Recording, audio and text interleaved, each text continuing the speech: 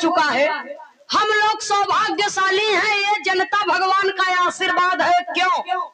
कम से कम हमार लोगन का नाम का लिस्ट बिरहा गावे वाले में तो बा, इसलिए हम लोग सौभाग्यशाली हैं। 4 लाइन भूमिका का भाव है, कहना है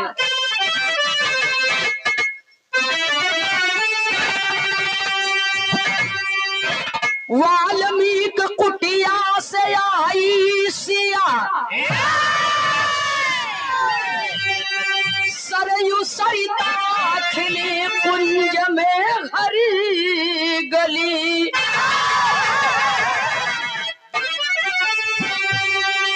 दीप लय में सुशोभित है अट्टालिया, बिहस स्वर्णिम प्रभासा सुजन हरी गली। सब परस्पर मिले मुख मरी मंजरी, अरे कोप करके सिया को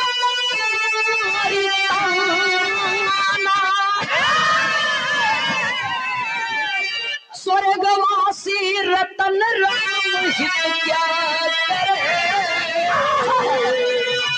लीला सीताराम सो लेखनी फसाना।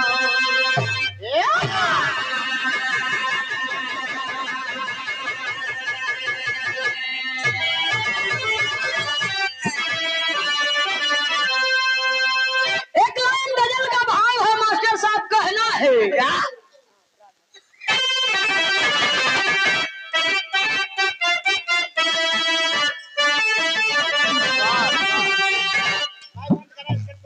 प्रेमी अब के जमाने में भी है, सतयुग त्रेता द्वापर के जमाने में भी प्रेमी प्रेमिका रहे, लेकिन इतनी बड़ी बेहयाई नहीं थी, इतनी बड़ी बेशर्मी।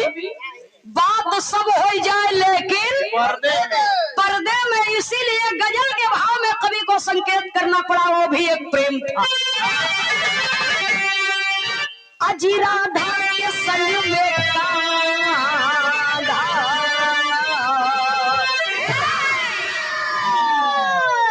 तब राधा के संग में बंसी बजा रहे,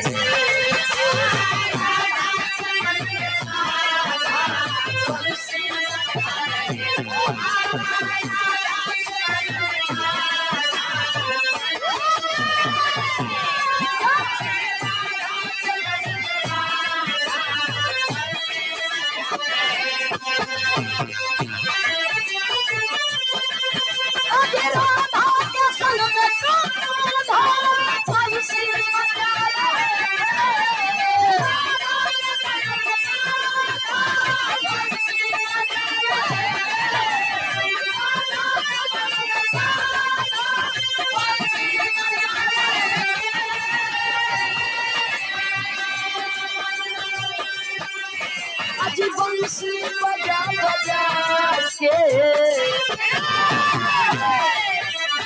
बंसी बजा बजा के सबको नचा रहे,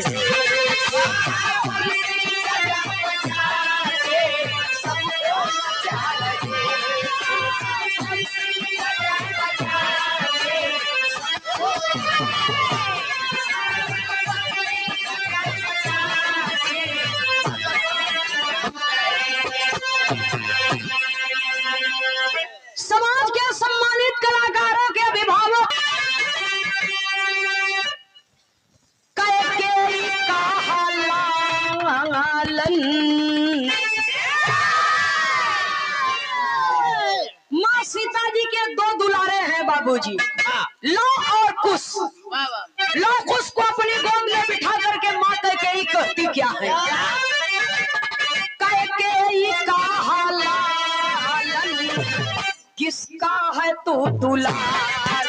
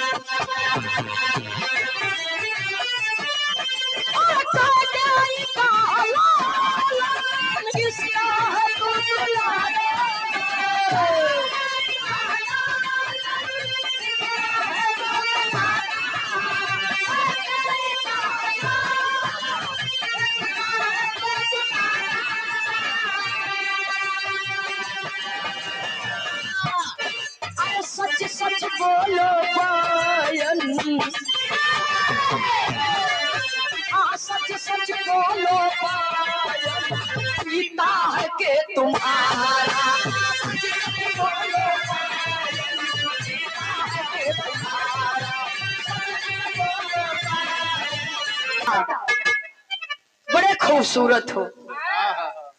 सुने वाले बाबूजी दोनों लड़कन का दुलारत है और दुलार के माई एक बात कहत है, मीठा जहर माई बोल दी। कवि को संकेत करना पड़ा, कहानी का शुरुआती है वैसे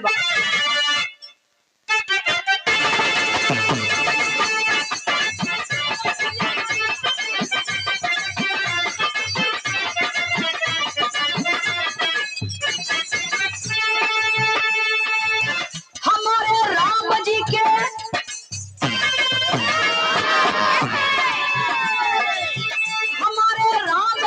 ललनवा भइल,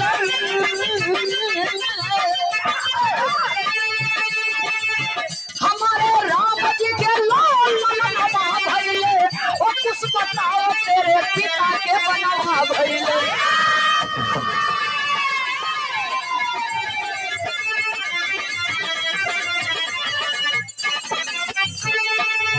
कुटी पे सीता जी की दागी चुनरिया भइली, कुटी पे सीता जी की दागी चुनरिया भइली, बात माता के सुन के दिल में फिक्रिया भइली।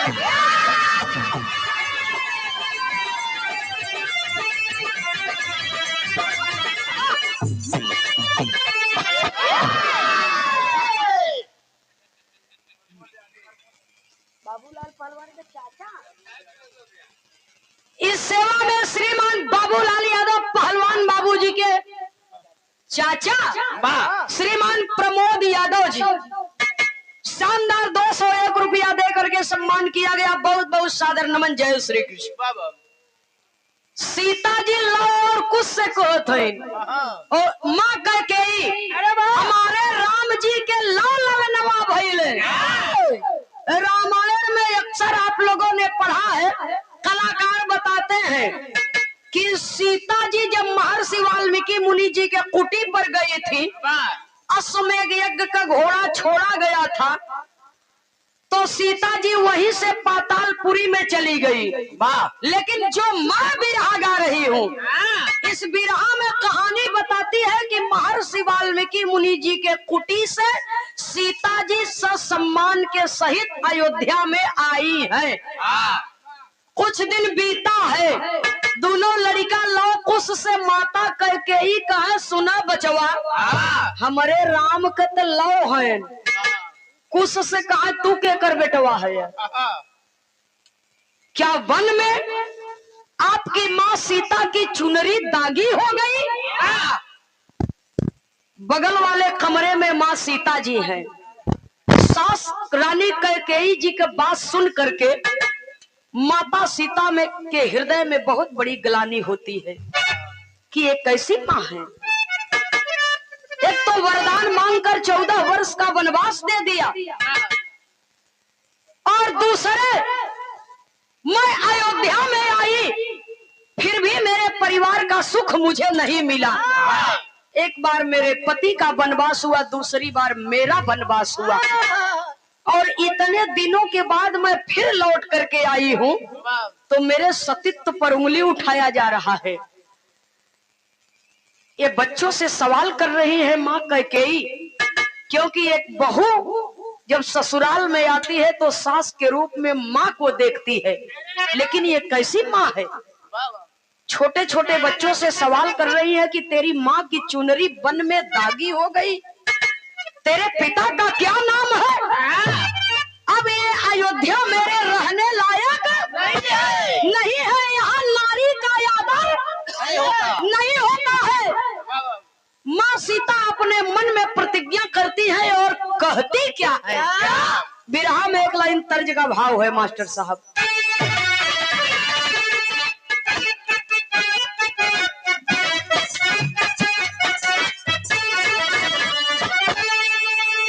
तर्ज आप लोगों का जानी पहचानी बा।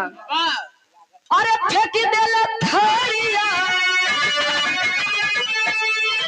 अरे फेंक देले थरिया, बला मगई झरिया बहुत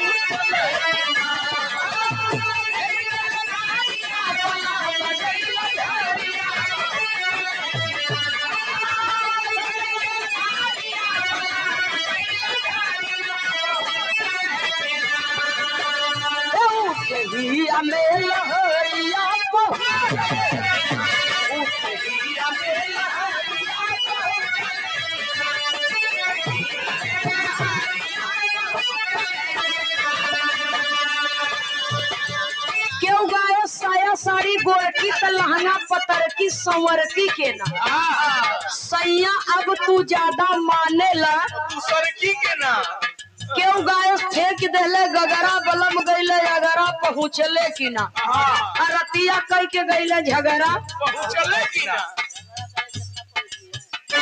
जे जहाँ से पायस हुआ से यहाँ पर रहता था बाबूजी लेकिन बिरहा में भाव है कहना है माँ जनक नंदिनी सीता जी कहती है क्या कहती है सुन के बचनिया बूढ़ दिल में गलनिया मंगई हो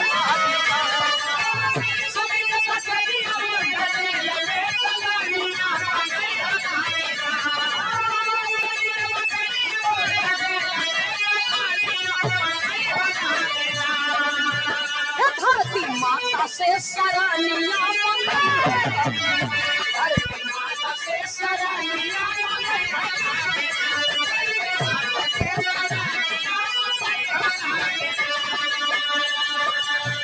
अपने तमन्नावा में देता सही नहीं जाला हमसे बूढ़ा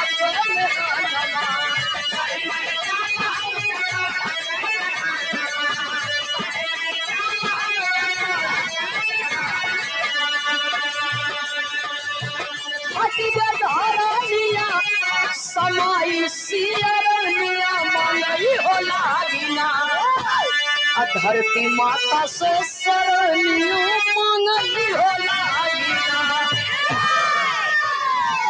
माता सीता जी माँ धरती से रो रो कर विनती करने लगी कि यहाँ मेरे जैसे नारियों का आदर नहीं है माँ मैं आप ही से जन्म ली हूँ और आप मुझे अपने गोद में स्थान दीजिए सुनने वाले श्रोता सज्जनों किसी विद्वान ने कहा है बड़े भैया जी नारी राजा संत ये साधारण नहीं होते विकास और विनाश दोनों इनके हाथ में है सीता जी ने कहा कि इसकी भरपाई आपको करनी पड़ेगी मैं तो जा रही हूँ लेकिन आपको भी छोड़ूंगी नहीं माँ धरती सीता माँ को अपनी गोद में समा लेती है जब पृथ्वी माता सीता माता को अपनी गोद में समा लेती है धीरे धीरे बाबूजी सुबह से दोपहर हो गई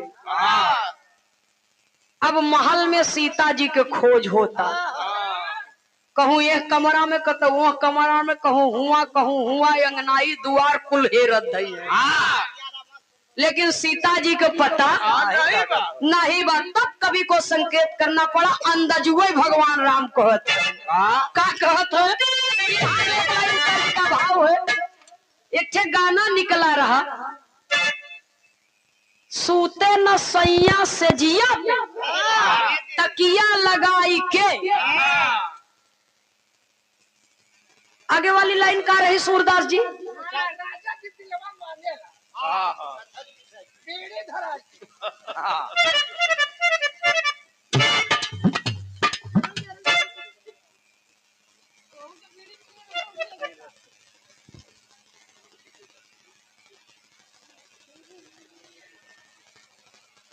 बड़े भैया जी श्रीमान गुड्डू गुप्ता जी भोजूवीर वाराणसी की पावन सरजमी से माननीय नेताजी पूज्य श्री बाबू बनवारी लाल यादव जी के सम्मान में ये शानदार सुंदर पुष्पहार अनमोल पुरस्कार शानदार 501 रुपया दे करके सम्मान किए हैं बड़े भैया गुड्डू जी को सादर नमन करती हूँ आपका स्वागत अभिनंदन वंदन है बिरहा का चस्का जब से लगा हुआ तब से एक तो दंगल छूटा नहीं चाहे जौने जिला में हो ये दीवानगी होती है क्योंकि बिरहा विधा अपने देश की धरोहर है अपनी परंपरा है बहुत बहुत आपका स्वागत अभिनंदन वंदन है सुनने वाले बाबूजी लेकिन 2020 विश्व कप के मैच में जब धोनी छक्का मारे रहे दुश्मनन का छक्का छोड़ा दिए थे उस समय का ये गीत थी कैसे मास्टर साहब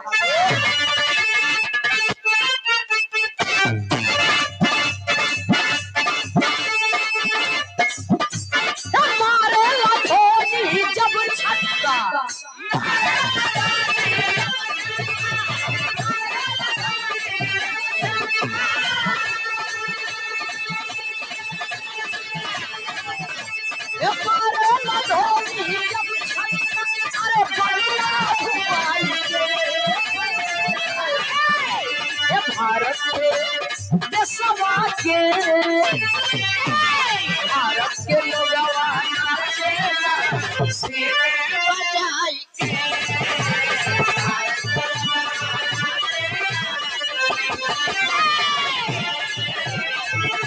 यो, यो।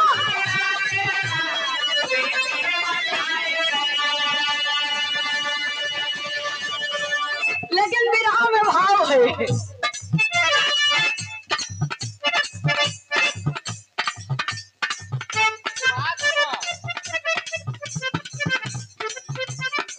नहीं ध्यान साधना में मगन हो जाती का करें लगन से परेशान है दोनों।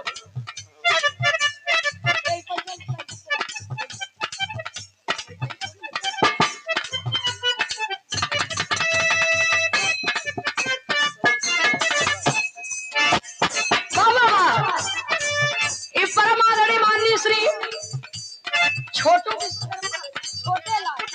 श्रीमान छोटे लाल विश्वकर्मा जी साउंड के बेताज बादशाह है आप। साउंड सर्विस की मधुर आवाज आपके बीच में गूंज रही है। ये माननीय विश्वकर्मा जी की ओर से आप तो जगाए दिए नहीं आप सब जागत रहा भैया। शानदार 101 रुपया दे करके सम्मान किया गया। बहुत बहुत सादर नमन है आपको।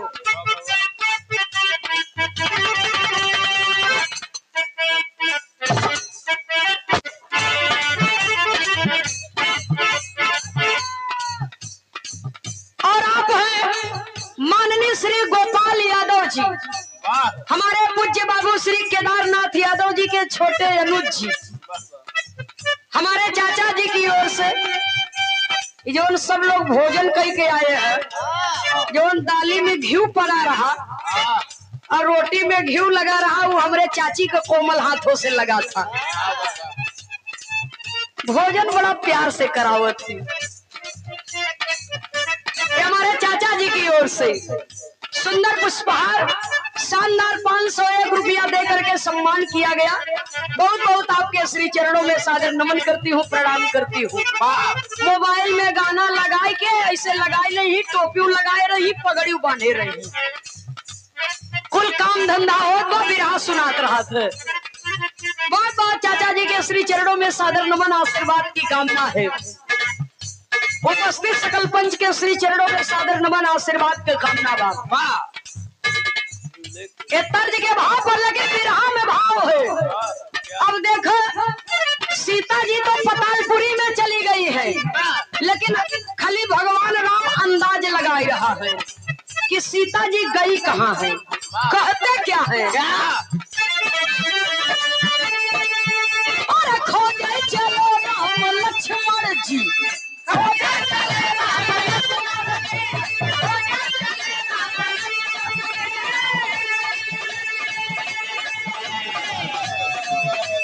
खोजे चले राम लक्ष्मण जी, अरे संता बनाई के सीता जी, सीता जी, सीता जी नई हर गई हुई ये से आई सीता जी नई हर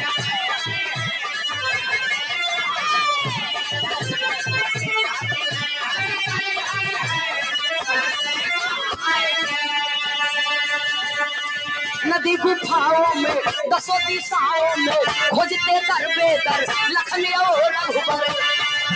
अरे जनकपुरी में पहुंचे जी, जनकपुरी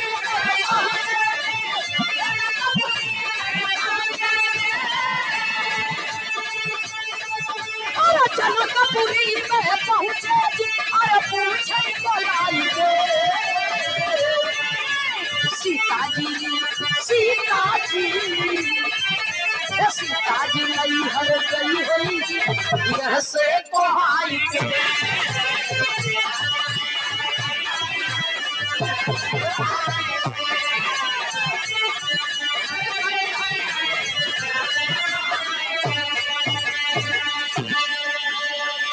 समाज के सम्मानित कलाकारों के अभिभावक बड़े भैया श्री अशोक प्रधान जी हलवाई भैया की ओर से ऑलराउंडर कारीगर है।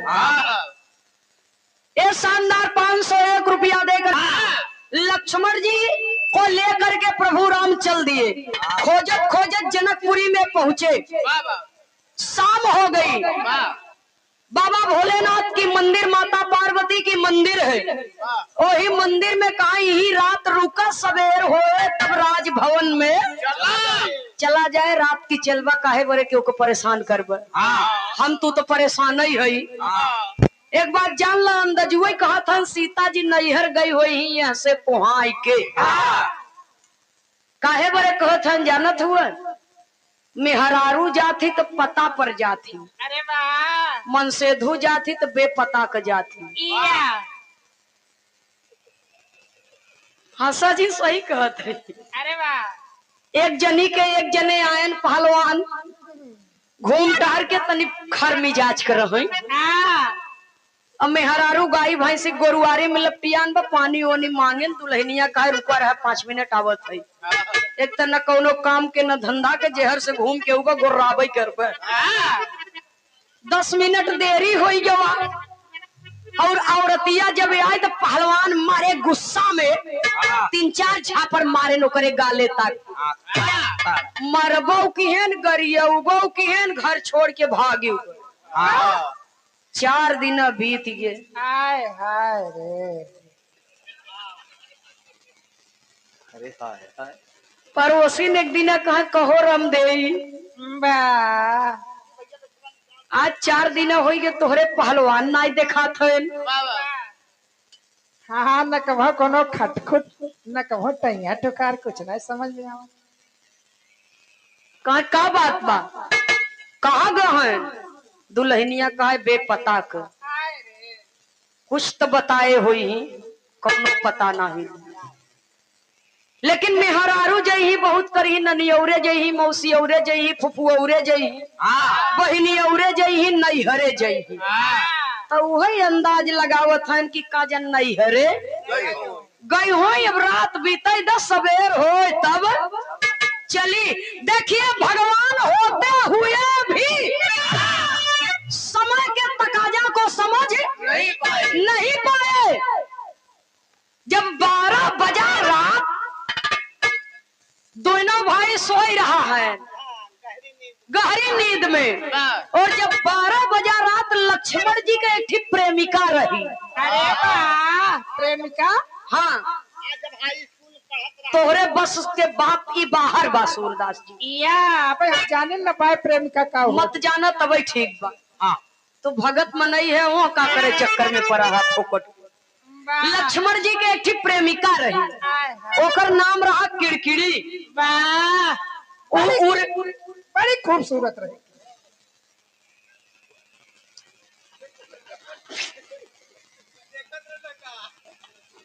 हाँ तब देखत रहे। वो देखते ही मानते इनकर अंड बंड हुई हो।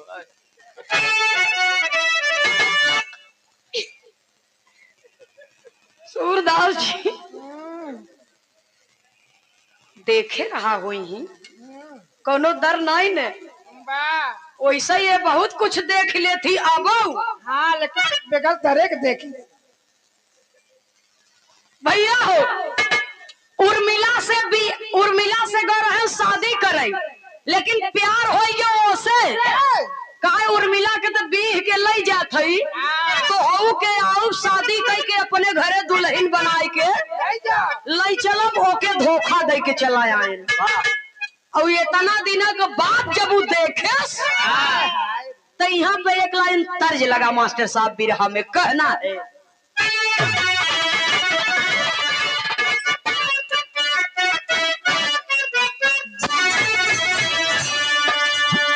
रतिया सना ना होई मोरे राजा, रतिया सना ना होई मोरे राजा।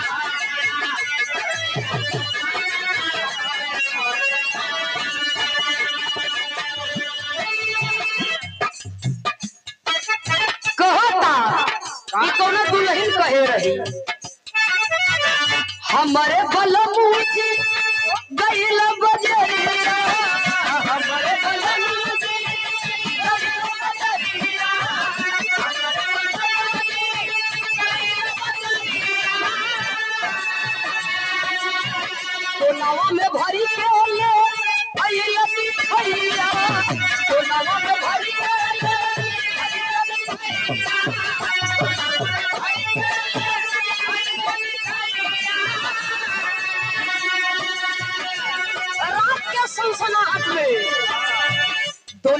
चुरुर मुरुर होई।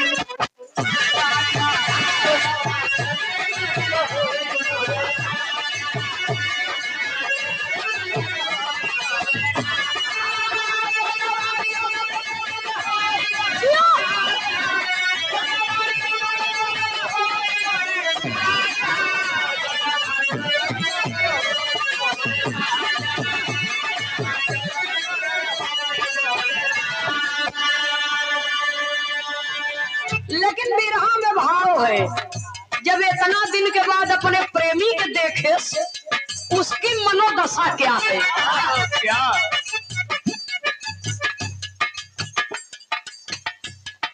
सादर प्रणाम आपको। और आप हैं माननीय श्री गामा यादव आढ़त बाबू, चंदौली से लेके बनारस तक।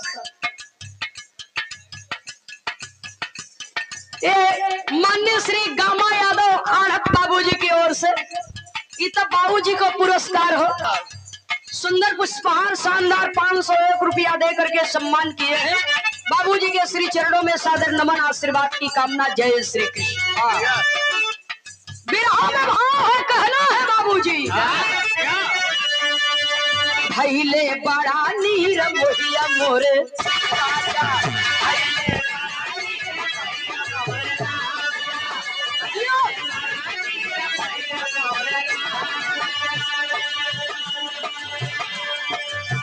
रतिया अंधेरी कई कसिनवा, रतिया अंधेरी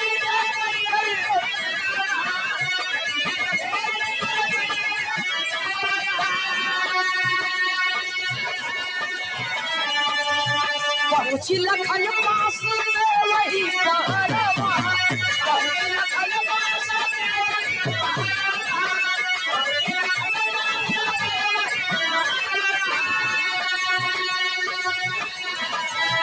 गले लगावई उठा पहिया मोरे राजा, गले लगावई उठा पहिया मोरे।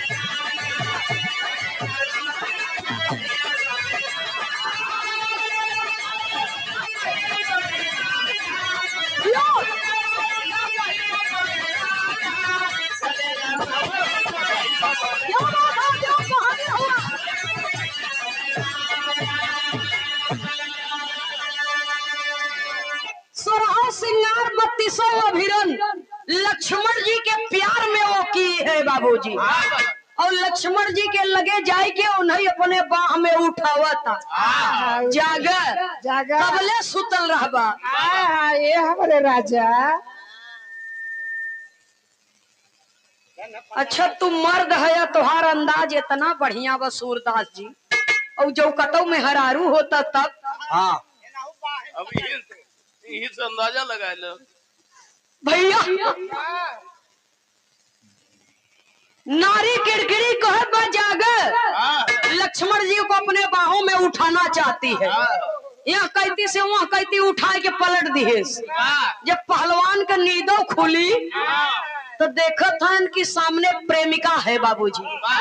नारी किड़किड़ी को देखते हैं और डांटने लगे, खबरदार मुझे मत छूना, मुझे मत छूना, मुझसे दूर रहो। और तुम यहाँ क्यों आई हो? मैं अपने भाई के लिए आया हूँ, लेकिन तुम यहाँ क्यों आई हो? सारी बात बतावत बा, याद दिलावत बा। लक्ष्मण जी का कुछ नहीं, मूड नहीं है। चलिए यहाँ से। लक्ष्मण जी कह रहे हैं जाओ, मेरे सहारे तुम्हारे मन की इच्छा पूरी नहीं होगी। और जब धिक्कार दिए तब वो प्रेमिका किड़किड़ी कहता, जब तोहरे सहारे हमारी इच्छा न पूरा हुए, जब तू कौनो काम के नहीं है तो जिंदा रह के का करबे। बिरहा में कवि को बिरहा शैली में टेरी के भाव में लिखना पड़ा।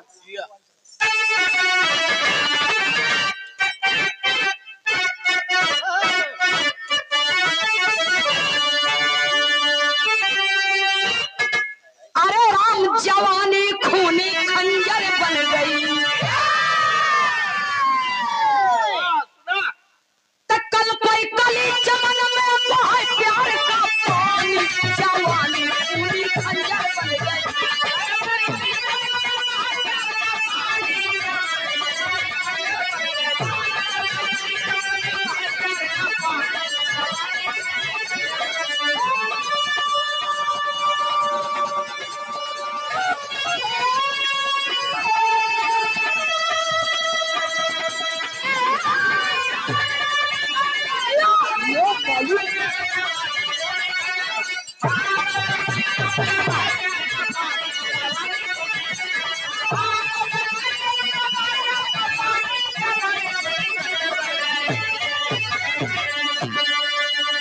प्रेमिका की क्या दशा है?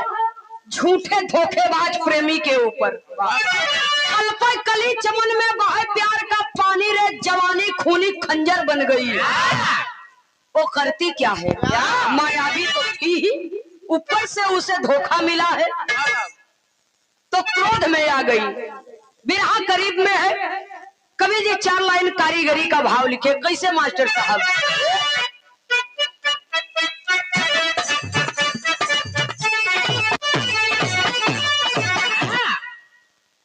कोमल बक्स गले हार लखन कहाँ बार बार,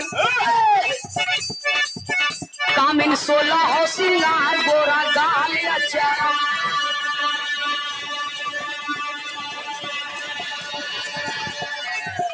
खड़ी नारी भैला चार लिया रही सीधा, जले भी रही अंगार मत कमाल अचार।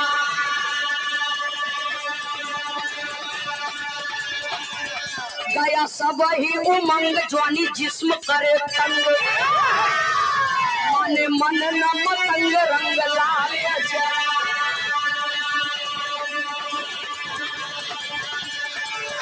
घूम दूध के बोलाई खंड लखन के बनाई, घूम दूध के बोलाई खंड लखन के बनाई। जहाँ रहे रघुराई लाश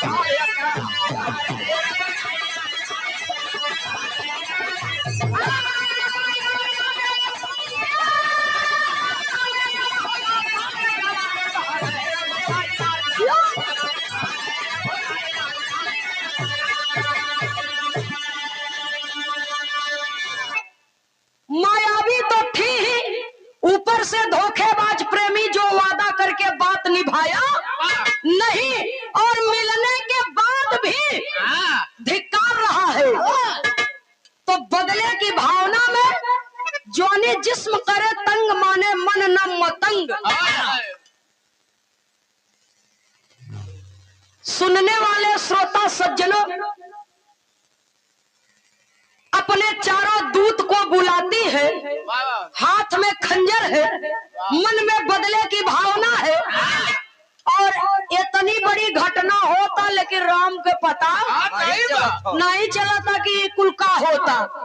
और लक्ष्मण जी के गर्दन को कटवा देती है, लक्ष्मण जी के गर्दन को कटवा करके और राम के बगले सुता दी है, लाश को सुता देती है और वहां से चल देती है।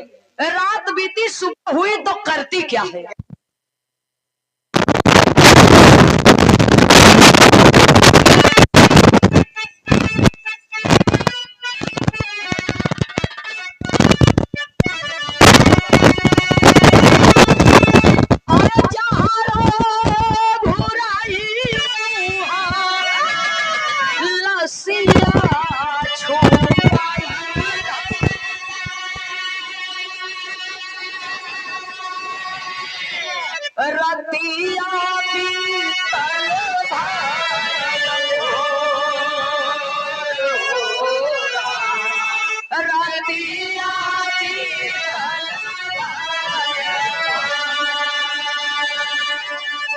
जेठ दुश्मनवा मोर मारेला सजनवा, करेली ना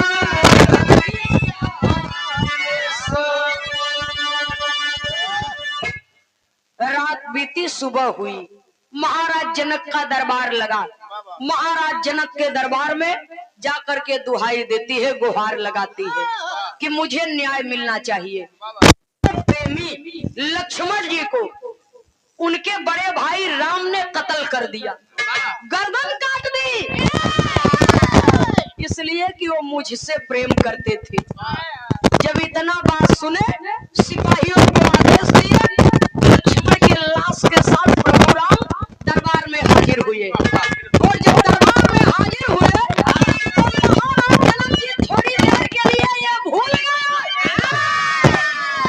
कि ये भी मेरे दामाद है और जो मरे हैं वो भी मेरे दामाद है। फैसला सुना दिया जान के बदले जान। तब कवि को संकेत करना पड़ा बिरहा का आखिरी तर्ज है।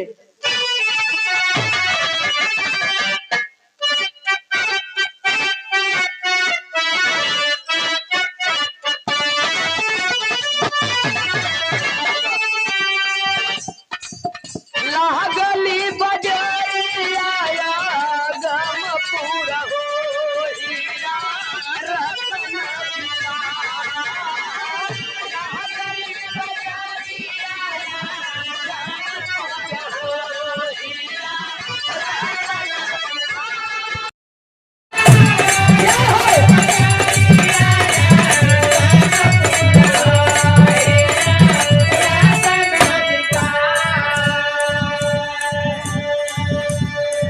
चतुर चतुर करे सौदन हो मूर्ख खड़ा पछताए। भाव पर शानदार 501 रुपया दे करके सम्मान किए हैं समाज के सम्मानित बड़े भैया जी श्री अशोक प्रधान जी। भैया जी के कर कमलों द्वारा बहुत बहुत आपके श्री चरणों में सादर नमन आशीर्वाद की कामना। जय श्री कृष्ण। ये सब भी अपने जमाने का सुपर हिट ढूंढ रहे हैं। आज फैशन में लोग बावरे हैं, लेकिन बिरहा में भाव दिया गया बाबूजी। कहना है अरे जनक दिहल झूला दिया डरिया न हो तापे जमीन आसमान। जनक दिहल झूला दिया डरिया न हो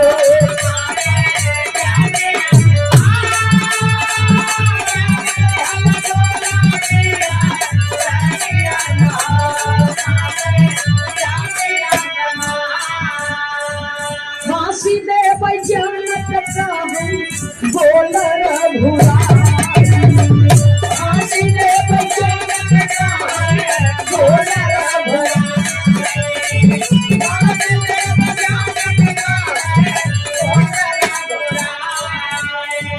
इच्छा का बतावा दे कैसे हम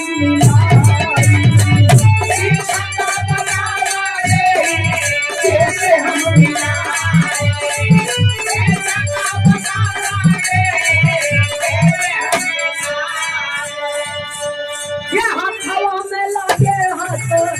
करिया न हो सोचे खड़े भगवान।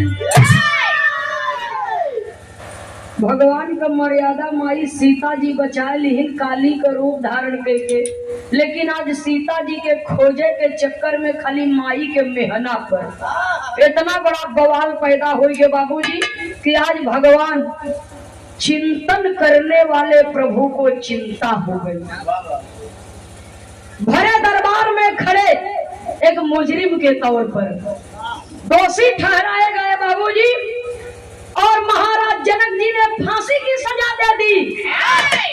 फांसी की सजा सुना दी। कहीं बतावा मरे से पहले तुहार कोनो आखिरी इच्छा बा हो तो बताए तो पूरा कह दे। भगवान सोचने लगे कि पग पग पर कदम कदम पर साथ देने वाला मेरा अनुज मेरा भाई अब इस दुनिया में रहा नहीं, मेरा लक्ष्मण अब इस दुनिया में रहा नहीं, तो अब मेरी कोई इच्छा नहीं है। यदि आपके बस में है, आप राजा हैं, तो मुझे फांसी पर चढ़ा दीजिए। लेकिन भगवान मन ही मन हनुमान जी को याद करते हैं, इसलिए याद करते हैं दुनिया चले न श्री राम के बिना, श्री राम न चले हनुमान के बिना। भगवान सदैव अपने भक्तों की रक्षा करते हैं, परंतु कभी कभी ऐसी परिस्थिति पैदा हो जाती है कि भगत को भगवान की रक्षा करनी पड़ती है। इसलिए हनुमान जी आए और भगवान राम को पलक झपकते ही अपने कंधे पर उठा करके बाबूजी आकाश मार्ग की ओर लेकर उड़ चले और जा करके लक्ष्मण के लाश का अंतिम दाह संस्कार कर दिए। फांसी का खाली सजा ही सुनावल गई, फांसी देवे का मौका कहाँ मिला। तब तक तो भगत राज कंधे पर लेकर के उड़ चले आकाश मार्ग की ओर, और कहीं दूर जंगल में लक्ष्मण जी के लाश का अंतिम दाह संस्कार किया गया। तो जवन हड्डी जलई से बच गई रही, उस हड्डी को माला बना करके